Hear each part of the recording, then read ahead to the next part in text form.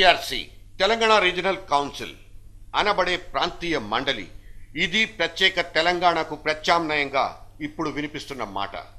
ఈ వ్యవహారం తెర మీదకు తీసుకొచ్చిన ఢిల్లీ పెద్దలు దానికోసం మొత్తం రంగం సిద్ధం చేసుకున్నట్లే సంకేతాలు కనిపిస్తున్నాయి. శ్రీకృష్ణ కమిటీ ఇచ్చిన నివేదికలో ప్రాంతీయ మండలి ఏర్పాటు ఒక ప్రత్యామ్నాయం. నిజానికి మొదట్లో ఈ సూచనను ఎవ్వరూ పరిగణలోకి తీసుకోనట్లే అనిపించినా అకస్మాత్తుగా ఇటువంటి ప్రతిపాదన తెర ముందుకు రావడంతో కాంగ్రెస్ లీడర్లు కంగు తింటున్నారు. ఢిల్లీ వెళ్లి 5 రోజుల పాటు ఎడతెగని మంతనాలు చేసిన deputy chief minister Damodar Narasimha కూడా ఇటువంటి ప్రతిపాదన ఉందని చెప్పకనే చెప్పారు. ఒకవేళ ఇటువంటి ప్రతిపాదనను కేంద్రం ముందుకు తెస్తే తనకేమీ అభ్యంతరం లేదంటూ ప్రకటించారు ఈ కాంగ్రెస్ నాయకుడు. తెలంగాణ అంశం అనేది హైకమాండ్కు అన్ని విషయాలు రాష్ట్రానికి సంబంధించి ప్రధానంగా ప్రత్యేకంగా తెలంగాణ అంశం వారికి తెలుసు. త్వరలోనే దీనికి సంబంధించిన పరిష్కారం అనేది వస్తుందని విశ్వసిస్తున్నాను. దానిపైన వాళ్ళు సమావేశాలు ఏర్పాటు చేసుకొని అందరి అభిప్రాయాలు స్వీకరించి ఒక కోరిక తీసుకొచ్చి త్వరలో కోరిక తీసుకొచ్చే అవకాశం ఉన్నది. ముందుగానే ప్రాంతీయ మండలి ప్రతిపాదనను మీడియా ద్వారా లీక్ చేసి వివిధ వర్గాల నుంచి వస్తున్న రియాక్షన్స్ ని హైకమాండ్ ఇప్పుడు జాగ్రత్తగా పరిశీలిస్తోంది. అంతకు ముందు ఢిల్లీ వెళ్లిన కాంగ్రెస్ తెలంగాణ ఎంపీల డెలిగేషన్ కు ఎటువంటి హామీ ఇవ్వకుండా ఈసారి మరింత కఠినంగా వ్యవహరించడం సదరు ఎంపీలకు మాత్రం మింగుడు పడలేదు. ఆ విషయం వాళ్లు చిదంబరం ఆజాద్లను కలిసి బయటకొచ్చి మీడియా ముందు వేలాడేసుకున్న ముఖాలతో నిలబడినప్పుడే అర్థమైంది ఇదేదో బెడిసి కొట్టిన వ్యవహారమని. ఇక డిప్యూటీ చీఫ్ మినిస్టర్ ని నియమించడం ద్వారా కూడా రీజనల్ కౌన్సిల్ ఏర్పాటులో భాగమేనన్నది చెప్పొచ్చు. తెలంగాణ ప్రాంతానికి చెందిన దామోదర్ను ఆ సీట్లో ముందే కూర్చోబెట్టేసి తాము అటువంటి కౌన్సిల్ ఏర్పాటుకు సుముఖంగా ఉన్నామంటూ కాంగ్రెస్ చెప్పకనే చెప్పింది. రాజ్యాంగ పరంగా తెలంగాణ ప్రాంతానికి కొన్ని గ్యారంటీలనిచ్చి ఒక 2 ఏళ్ల పాటు సదరు వ్యవహారం ఎలా సాగుతుందో బేరీజు వేసుకున్న తర్వాత అప్పుడు కూడా వర్కౌట్ కాకపోతే రాష్ట్ర విభజన విషయంలో నిర్ణయం తీసుకోవచ్చనేది కాంగ్రెస్ అభిప్రాయంగా ఉందంటూ చెప్తున్నారు.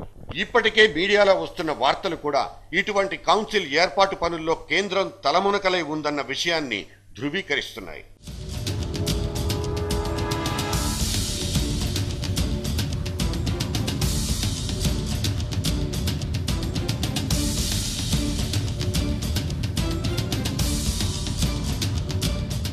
ఇక డెడ్ లైన్లలో ఈ మధ్య చివరిగా విన్న డేట్ జూలై 1. అప్పటికి కూడా కేంద్రం నుంచి సానుకూలమైన ప్రకటన రానట్లయితే ఇక ఈ తెలంగాణ రణరంగమేనంటూ కేసీఆర్ ఇప్పటికే ప్రకటించారు. యథావిధిగా దాన్ని జేఏసీ కోదండరాం ఎండార్స్ కూడా చేసేశారు.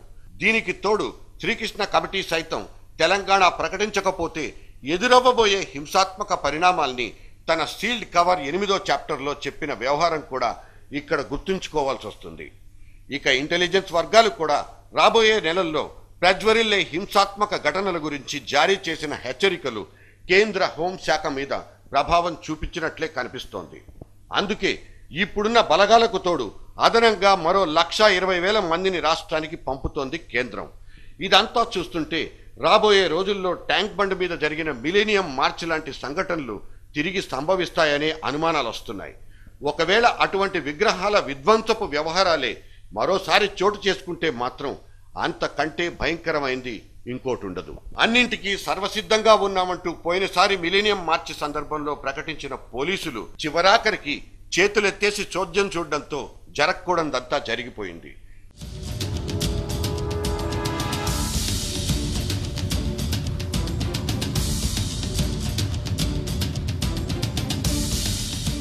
ఈసారి ఎట్టి పరిస్థితుల్లోనూ హింసను అణిచివేయాలన్నదే కేంద్రం లక్ష్యంగా కనిపిస్తోంది.